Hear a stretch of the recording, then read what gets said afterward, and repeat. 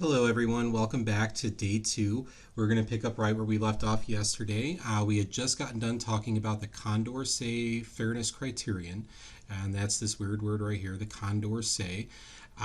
So we're going to talk a little bit more today about what the Condorcet winner is and how to identify that Condorcet winner, so that way the fairness criterion makes a little bit more sense. And also understand that the Condorcet winner is an actual election method. So rather than going with a plurality, the person who gets the most first place votes, we might try and identify someone in the election who can actually beat everyone else one on one. All right, so we're going to take a look at a simple example, and this is the same preference ballot that we were using for our travel club in the previous examples. All right, so we're going to try to attempt a Condorcet winner by analyzing one-on-one matchups. So we're going to start by looking at Hawaii, let's say Hawaii versus Orlando. All right, so we're only interested in Hawaii and Orlando. So when I go over here to my preference ballot, the way that I like to do this, it makes it a lot easier for me to go through this preference ballot when I can just eliminate the preference that we're no longer considering. Right, since I'm only looking at Hawaii and Orlando, I just go through and cross off the Anaheims from the preference schedules, and then I go through and I add up who wins these ballots, right? So when I look at this first column, you see that Orlando is higher than Hawaii, so Orlando would get that one vote, okay? But here, Hawaii is higher than Orlando, so Hawaii would get these three votes. So I'm just going to tally up for Hawaii. Hawaii gets these three. Here, Orlando is higher, and then here, Hawaii is higher. So Hawaii is also going to get these three. So Hawaii gets 6 votes, and Orlando must get the other 4. So Hawaii wins. All right. Now, because Hawaii won and Orlando lost, Orlando is automatically eliminated as a Condorcet winner. It cannot be a Condorcet winner because it just lost a one-on-one matchup. All right, but Hawaii is still in the running. All right, but for Hawaii to become a Condorcet winner, it still has to beat Anaheim. It has to beat everyone else. Okay, so now we're going to look at Hawaii versus Anaheim. So I'm going to come over here and I'm going to reset my my preference schedule, get rid of those. My eraser will work. Here we go. So I'm going to get rid of those slash marks, and now that I'm only considering Hawaii and Anaheim, I'm going to get rid of all the O's, just like that. And then I go through each column and I look at who wins what. So I'm going to try and find the columns where Hawaii is higher than Anaheim. So not that one. Here, Hawaii is below Anaheim. So Hawaii will get these 3 votes as it's higher than Anaheim here. And it'll also get these 3 votes here. So Hawaii is going to get 6, which means Anaheim must get the other 4. So again, Hawaii wins. All right, so Hawaii is the Condorcet winner.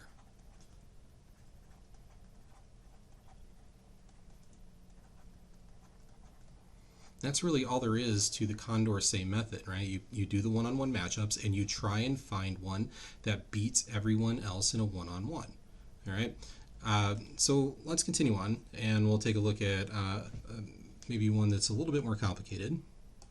Not really. It's the same exact method. All right, so here in example 4, we're considering a city council election in a district that is historically 60% Democrat and 40% Republican.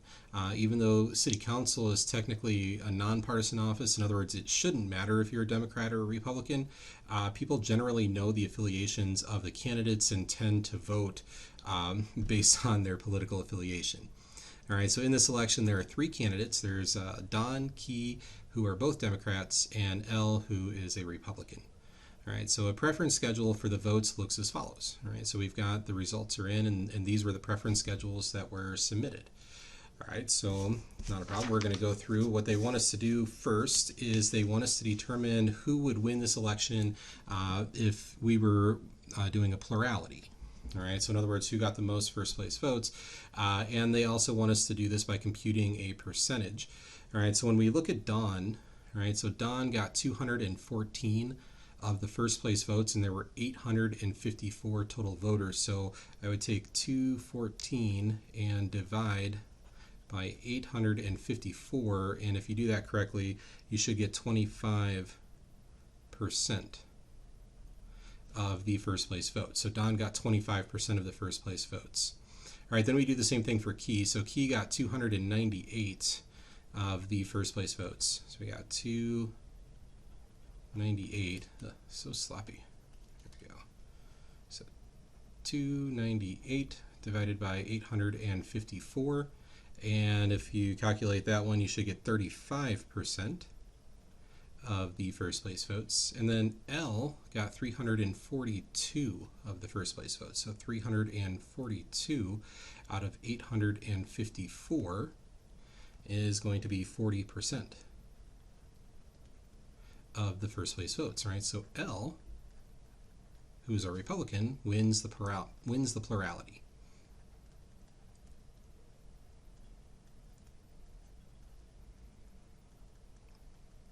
Okay, so now we want to see if there is a Condorcet winner, right? So we're going to take a look at the one-on-one matchups, right? So we're going to do L versus Don, then L versus Key, then Don versus Key, so forth and so on. We're going to see if there's one person that beats everyone else. Now remember, L won by plurality, so if we do not want to violate the Condorcet criterion, then L would also have to be the Condorcet winner. Okay, so here we go. Let's analyze this election a little closer. So if we do L versus Dawn, what you're going to find, L got 40% of the first place vote, but she was in last place in the other two. So Dawn beats her in these two columns. Okay, so if I add up those percentages, L is still going to get 40% of the vote. Right, 40% prefer L, which means the other 60% have to prefer Dawn. Right, so Dawn wins. Okay, let me come down here. Let's do L versus Key, right? So we'll take a look at that matchup. So if we look at L got 342, and then L also lost a Key in these other two. So this would be a similar situation, right? So 40% would prefer L, but 60% would prefer Key. So Key wins. Okay, so we can see L for sure is definitely not going to be a Condorcet winner. We haven't violated the criterion yet. We need someone to be a Condorcet winner to violate the criterion. All right, so now we're about to find out, right? Either Don or Key is going to be our Condorcet winner here. So if we do Don versus Key, all right, so we go through our columns here and just get rid of L. We don't care about L anymore. All right, so we're going to go here. Don wins these 342.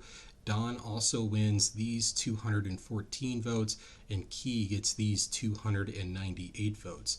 So Key is going to get 35% of the vote, while Don gets the other 65%, which means Don wins that matchup. All right, so Don is a Condorcet winner.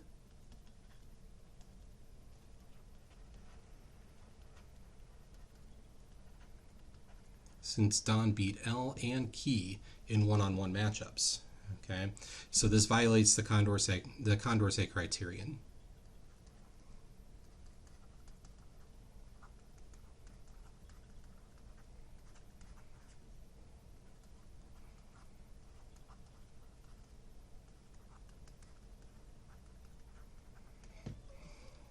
All right.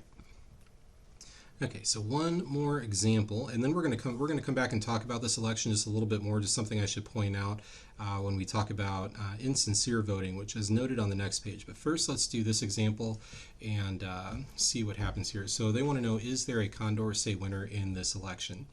All right, so the way that I like to do it, if it's just starting with a raw preference ballot, I like to try and pick someone who I think might win in all of the one-on-one matchups and just start with them. So I'm gonna go with M because M got the 70 and the 22 here. Now B got the 80 and the 39. I don't know. We'll see. So let's try M. Let's just do M versus B right off the bat. Right, because I'm not really sure between those two who would win. They got all the big numbers over here. All right, so if I do M versus B, I go through, I get rid of all the G's. I don't really care about the G's anymore.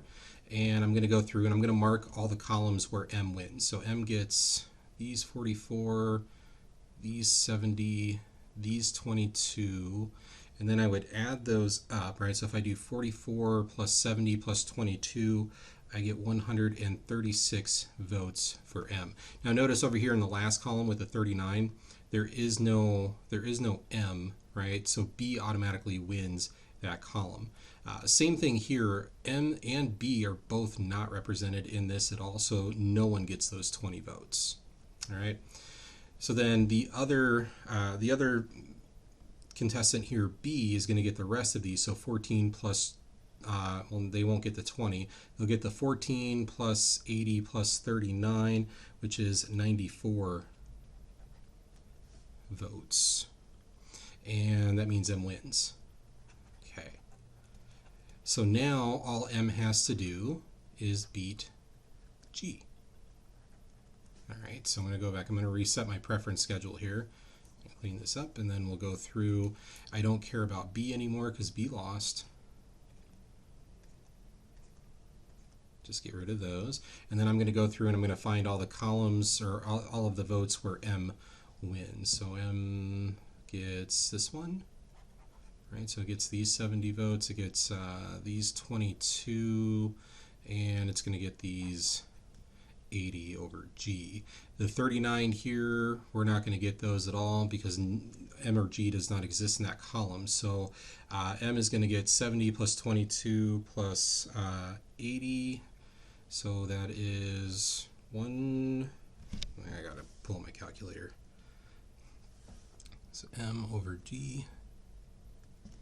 There we go. And we'll do 70 plus 22 plus 80. Got 172 votes for M. And then if I go through and I add up G, I believe I got 78. There we go. So M wins again. And that's it. That's M beat B, M beat G, so M is a Condorcet winner.